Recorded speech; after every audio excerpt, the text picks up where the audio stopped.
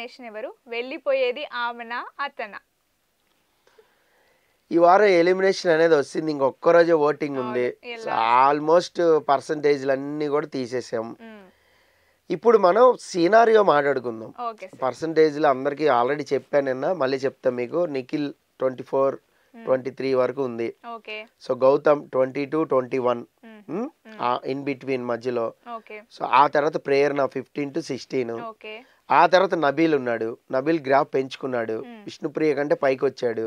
So నబీల్కి కూడా 13 to 14 వరకు జరిగింది ఓటింగ్ అనేది.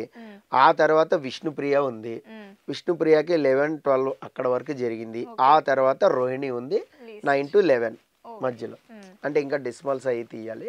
సో ఇక్కడ మీరు చూడండి, డేంజర్ జోన్ లో ముగ్గురు ఉన్నారు, నబీలు, విష్ణుప్రియ, రోహిణి.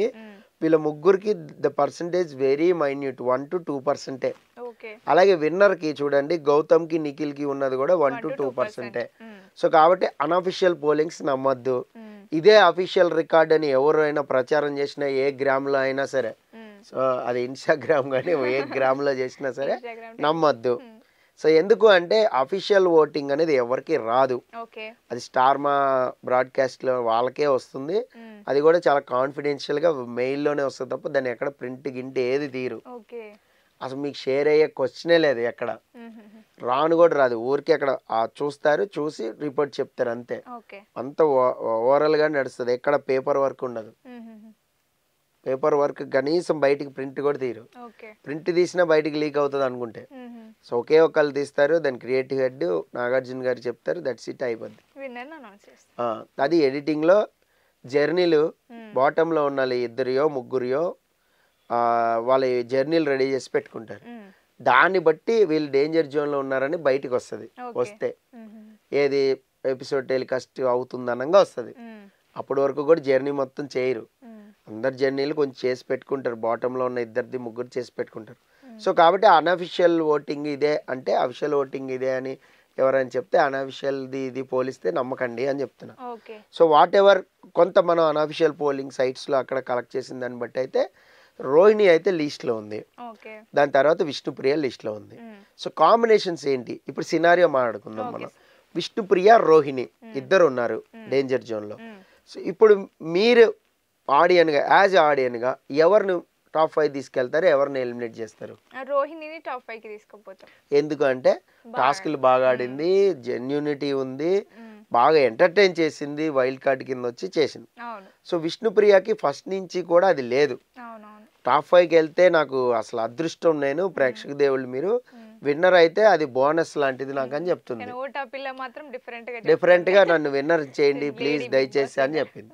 అంటే ఒక క్లారిటీ లేదు, ఎక్కడ వరకు ఉంటే అక్కడ వరకు వెళ్ళిపోతాం అంటే లైటర్ వేలో ఉంది. ఫస్ట్ నుంచి కూడా ఒక లైట్ గా తీసుకుంది గేమ్ ని కానీ దాన్ని కానీ.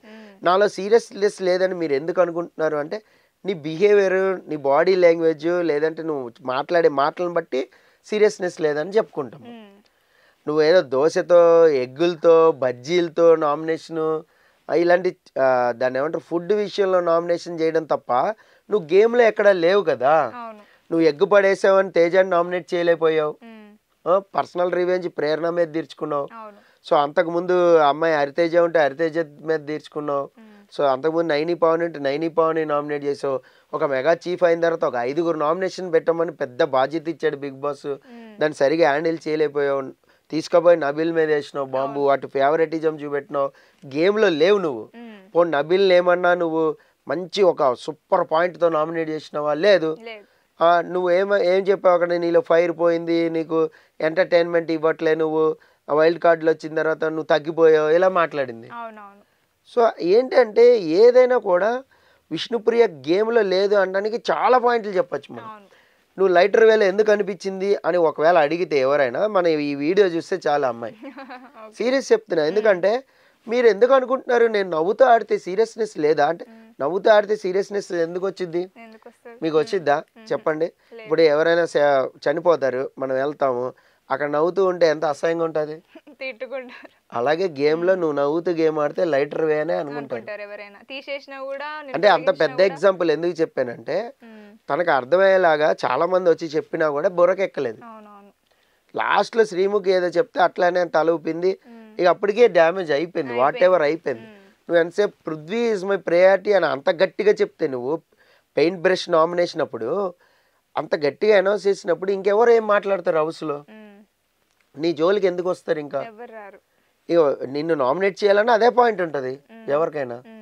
ఇంతకంటే పాయింట్ లేదా అంటే నువ్వు గేమ్ ఆడితే పాయింట్ వస్తుంది ఏదైనా. నువ్వు లేవు కదా, ఎక్కడా కూడా ఒక ఆర్గ్యుమెంట్లో ఉండట్లేదు, ఓ వాదనలో ఎక్కడా కూడా ఒక పాయింట్లోని సంచాలక్ రాంగ్ డెసిషన్ తీసుకున్నా ఏది తీసుకున్నా వేరే వాళ్ళకి అన్యాయం జరుగుతున్నా నువ్వు ఎవరి తరఫున స్టాండ్ తీసుకోవాలా. ఇప్పుడు ప్రేరణ 2-3 సార్లు ప్రేరణను ఎందుకు ముందు తీసుకెళ్లారు ఆడియన్స్ అంటే ప్రేరణ తన కోసం తను నిలబడింది చాలా సార్లు, గొడవ పడింది, ఏదైనా సరే మెగా చీఫ్గా అందరు తిడుతున్నా ప్రేరణ నువ్వు లూజ్ స్టాక్ వాడుతున్నావు, నువ్వు మాటలు వదిలేస్తున్నావు అన్నా సరే మరి అట్లా చేస్తే ఎట్లాగబ్బా నీ యాక్షన్ బట్టి నా రియాక్షన్ ఉంటుందా అని చెప్తుంది. సరే సారీ చెప్తుంది, వాట్ ఎవర్ ప్యాచప్ చేసుకుంటుంది, కానీ అక్కడ ప్రేరణ తన కోసం తను నిలబడుతుంది. ఇప్పుడు కూడా లాస్ట్ మినిట్లో కూడా ఇది చాలా లైట్గా ఆడుకునే గేమ్, చాలా లైటర్ వేలో హ్యాపీగా నవ్వుతూ ఆడుకునే టాస్క్లు. ఇంకా మళ్ళీ బిగ్ బాస్లో 2 వారాలు ఉన్నాయి కాబట్టి ఇక ఎలాంటి టాస్క్ ఆడం కాబట్టి హ్యాపీగా ఆడొచ్చు. బిగ్ బాస్ కూడా అదే చెప్తాడు, మీరు హ్యాపీగా ఎంజాయ్ చేస్తూ ఆడుకోండి అని. చాలా మందికి అదే చెప్పాడు గతంలో, టిక్ టాక్ అని అలాంటి చిన్న ఆయనే కామెడీగా పెడుతున్నాడు ఇక పేర్లు, అలాంటప్పుడు ఆడుకోవచ్చు. కానీ అక్కడ ప్రేరణ ఎందుకు తన కోసం నిలబడుతుంది చెప్పండి? తనకి ఒకసారి ఓటు అప్పీల్ అయిపోయింది, అయిపోయినా కూడా ఎందుకు మాట్లాడుతుంది, ఫైట్ చేస్తుంది అంటే ఇట్స్ ఫెయిర్ గేమ్ ఆడాలి కదా, అందుకోసం నిలబడాలి కదా. మరి ఆ టైంలో అయినా విష్ణుప్రియ వాయిస్ రేజ్ చేసిందని నిన్న పోనీ తన కోసం తను ఉందిగా, ఫస్ట్లో ఏదో 2 మాటలు చెప్పింది, సో మీ ఇష్టం మీరు కన్సిడర్ చేస్తారో చేయరో చూసుకోండి అని వదిలేసింది. అది కాదు కదా ఫైట్ చేయడం అంటే, గొడవ పట్టడమో వెళ్ళిపోయి ఎదిరిచ్చేయడమో కాదు. ఇప్పుడు ఆటో టాస్క్ ఉంది, రోహిణితో ఎట్లా మాట్లాడింది, గట్టిగానే ఆర్గ్యూ చేసిందిగా. మరి నీ గేమ్లో నువ్వు ఉన్నప్పుడు ఎందుకు ఆర్గ్యూ చేయవు? చాలా సార్లు నీకు అన్యాయం జరిగింది, చాలా సార్లు నిన్ను నామినేట్ చేశారు, అంతెందుకు అబ్బా. బిగ్ బాసే మొన్న కూడా ఒక దాంట్లో అయిపోయి లోపలికి వచ్చిన తర్వాత గొడుగు పట్టుకున్నారు వర్షం పడుతుందని, ఫైర్ చేశారు చూడండి వెనక సైడ్, రేజ్ అని చెప్పి ఫైర్ చేశారు కదా, వాళ్ళ ఫోటోని కాల్చేశారు కదా. అప్పుడు ఫోటోలు కొన్ని కాలది, కాలకపోతే మధ్యలో బ్రేక్ వచ్చినప్పుడు విష్ణుప్రియ వీళ్ళంతా బ్యాచ్ లోపలికి వెళ్ళి మళ్ళీ విష్ణుప్రియ వచ్చింది ఏది కాల్చేటప్పుడు. వచ్చినప్పుడు విష్ణుప్రియ మీరు ఇంకా ఏమైనా చెప్పదలుచుకున్నారా అని చాలా క్లియర్గా అడిగాడు బిగ్ బాస్. అంటే నువ్వు చెప్పింది సుత్తి సొల్లు రీజన్ అని. ఒక గౌతమ్ తీసేటప్పుడు నువ్వు కరెక్ట్గా పాయింట్ చెప్పలేకపోతున్నావు, ఇంకొక పాయింట్ చెప్పమ్మా తల్లి అన్నాడు. లోపలికి వెళ్ళి ఒక మంచి పాయింట్ చెప్పుకుంది మాడుకుని, ఇంకో పాయింట్ చెప్పు అదే ఇక్కడ చెప్పా అని చెప్తే చెప్పలా. అంటే నువ్వు ఒక స్ట్రాంగ్ ప్లేయర్ని తీసేస్తున్నావు ముందుకు వెళ్ళకుండా. ఏది అది కూడా చిన్న టాస్క్ కాదు, సెకండ్ ఫైనలిస్ట్. సెకండ్ ఫైనలిస్ట్ అంటే ఎట్లుండాలి అది? దానికోసం నువ్వు ఒక రీజన్ చెప్పాలి అంటే ఇంటరాక్షన్ లేదని చెప్తావా? ఇది 14 వారాల తర్వాత అంటే నువ్వు ఎక్కడ గేమ్లో లేవు. గేమ్లో ఉంటే ఇదిగో నిఖిల్తో పలానా టాస్క్లో ఇలా అన్నావు, తేజతో పలానా ఇలా అన్నావు, తర్వాత ఇలా అన్నావు, తర్వాత గౌతమ్ నువ్వు టాస్క్లు ఎక్కడ ఆడలే ఓడిపోయినావు, నువ్వు ఏదైనా కూడా ఒకళ్ళని బ్యాట్ చేయడానికో ఇది చేయడానికో కెమెరాల ముందు మాట్లాడుతూ ఉంటావు. ఇంకొకటి నువ్వు ఒక్కడవే సపరేట్ అయిపోయావు, నిన్ను ఎవడు పట్టించుకోలేదని ఒక సింపతి క్రియేట్ చేసుకుని పక్కా పోతున్నావు. ఇలా 100 చెప్పచ్చు గౌతమ్ మీద ఆటలో ఉంటే. నువ్వు ఆటలో లేవు. నేను మీరు అడగండి ఎవరిదైనా పేరు, వాళ్ళలో ఫ్లాస్ అన్ని చెప్తా. ఎందుకంటే నేను గేమ్ చూస్తున్నా, గేమ్ మొత్తం ఫాలో అవుతున్నా. సో సపోజ్ కొన్ని బియాండ్, ఇప్పుడు నేను లోపల ఉన్నా అనుకోండి హౌస్లో, నా వెనక ఏం జరుగుతుందో నాకు తెలియదు నిజంగా. మీరును వేరే వాళ్ళు ఎవరైనా మాట్లాడుకున్నది నాకు తెలీదు, అది నేను చెప్పలేను. బట్ మీ గేమ్ నేను ఎనలైజ్ చేయగలుగుతాగా, వేరే వాళ్ళ గేమ్ నేను ఎనలైజ్ చేయగలుగుతా. అక్కడ లేదు విష్ణుప్రియ. ఇలా చెప్పుకుంటూ పోతే విష్ణుప్రియ చాలా ఉంటుంది.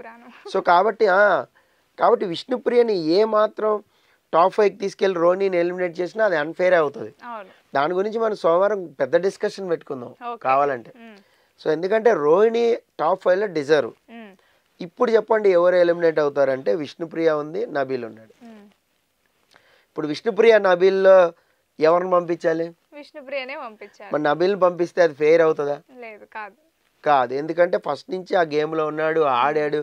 నిన్న కూడా ప్రేరణతో ఒక లొల్లి, నేను ముందుకెళ్ళాలి ఎట్లయినా ఓటు అప్పీల్ అడుకోవాలని వచ్చాడు, ఓటు అప్పీల్ చేసుకున్నాడు. ఆ ఎంతూజియాజం విష్ణులో ఏడుంది? లేదు. సో ఏ రకంగా చూసినా ఇప్పుడు విష్ణుప్రియ వెళ్ళాలి. పోనీ ఇంకొక కాంబినేషన్ వేద్దాం, ప్రేరణని కిందకి దింపుదాం, ప్రేరణ విష్ణుప్రియ ఉంటుంది. టాప్ 5 డిజర్వ్ కాదు యాక్చువల్గా.